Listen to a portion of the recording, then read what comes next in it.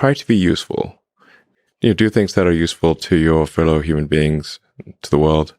It's very hard to be useful. Very hard. Are you contributing more than you consume? Can you try to have a positive net contribution to society? I think that's the thing to aim for. Not to try to be sort of a leader for the sake of being a leader or whatever. A lot of the time, the people you want as leaders are the people who don't want to be leaders. If you can live a useful life, that is a good life, a life worth having lived.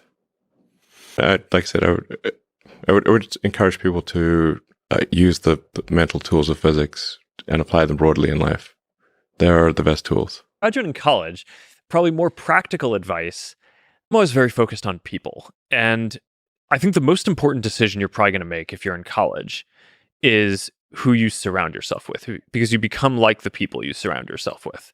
And I sort of have this hiring heuristic at Meta, which is that I will only hire someone to work for me if I could see myself working for them.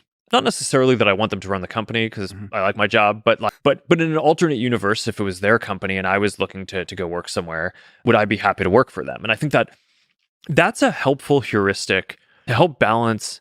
You're building something like this. There's a lot of pressure to want to build out your teams because there's a lot of stuff that you need to get done. And everyone always says don't compromise on quality, but there's this question of, okay, do you know that someone is good enough? And I think my answer is I would want someone to be on my team if I would work for them.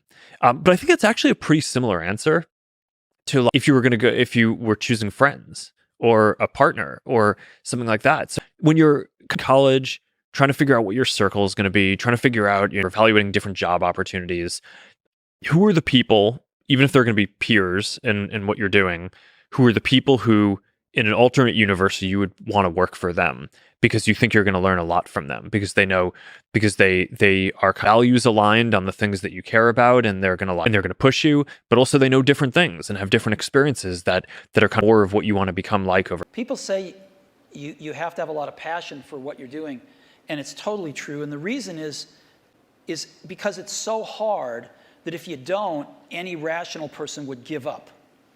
It's really hard. And you have to do it over a sustained period of time. You don't love it. If you're not having fun doing it, you don't really love it, you're going to give up.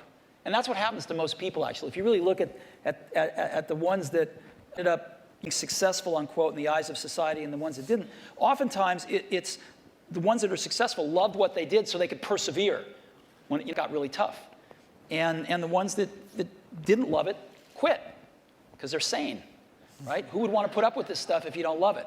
It's a lot of hard work, and it's a lot of worrying constantly.